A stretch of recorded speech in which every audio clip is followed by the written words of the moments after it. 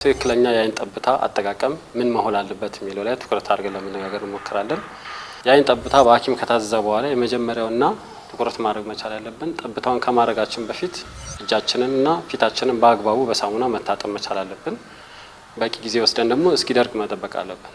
ከዛ ሁለተኛውና ትክክለኛው ደግሞ አጠቃቀም ምንድነው? ጠብታውን ከማድረጋችን በፊት መበሳት መቻል አለበት። ብዙዎቻችን ምንበሳው ቤት ውስጥ በሚገኙ ሻርፕ ማቴሪያሎች እንደ መርፌ በመሳሰሉት ነገር ነው። ይሄ ፍጹም የማይመከርና ትክክለኛ ያልሆነ ነገር ነው። ስለዚህ የአይን ጠብታውን ለመብሳት መጠቀም መቻል ያለብን የራሱን ክዳኑን በመጠቀም ብቻ በቀላሉ መብሳት እንችላለን። ያ ማለት ነው ብዙ ጊዜ ፋብሪካዎቹ የአይን ጠብታዎችን ሲያመርቱ ይሄን ከግምት ውስጥ አስገብተው ነው ለመብሳት በቀላሉ እንደምታዩት ክዳኑ ስር በላይ በኩል ሹል የሆነች የመብሻ የተዘጋጀ ለሁኔታ ነው የሚታየው። ስለዚህ አጭሩ ምንድነው ማድረግ መቻል ያለብን?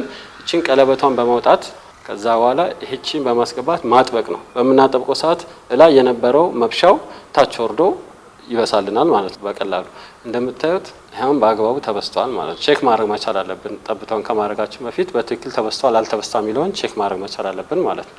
ስለዚህ እንደምታዩት ባጭሩ በቀላሉ ተበስቷል ማለት ነው። ሌላውና ሁለተኛው ደግሞ ምንድነው? ጠብታዎችን በፍጹም በእጃችን መንካት የለብንም። የጠብታውን ጫፍ ብሎም ደግሞ የአይናችንም ጸጉር ሊነካው አይገባም ማለት ነው። ምክንያቱም ይሄ ኮንታሚኔሽን ሊፈጥር ይችላል ማለት ነው። ሶስተኛው ጠብታውን ከማድረጋችን በፊት አልጋ ላይ መተኛት መቻል የለብንም። ይሄ የተሳሳተ ነገር ነው። ብዙ ጊዜ ማድረግ መቻል ያለብን ምንድነው? በጀርባችን ወንበር ላይ ቁጭ ብለን ዘንበል በጀርባችን ብለን እቺ የአይናችን ሽፋሽፍት የታችኛውን ወደታች ዝቅ በማድረግ ወደ ላይ በማየት ጠብታውን የታዘውን ጠብታ ማድረግ መቻል አለብን ማለት ነው። በዚህ መልኩ ነው ትክክለኛ የአይን ጠብታ አደራረግ።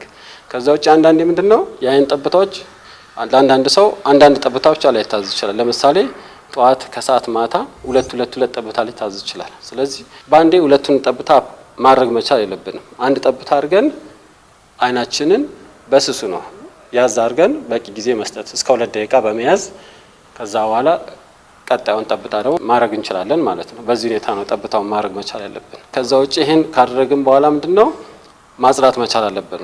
ምክንያቱም ደረቅ በሆነ ፎጣ ብናኝ በሌለው የሚቀረውን በአይናችን ዙሪያ ያሉትን ፈሳሽ ጠብታ ቅሪቶች ማጽዳት መቻል አለብን ማለት ነው። የመጨረሻ ያው ብዙ ጊዜ ሚስ የሚደረገው ምንድነው ጠብታ ከተደረገ በኋላ መረሳት የሌለበት ነገር እጃችንን በሳሙና መታጠብ መቻል አለብን።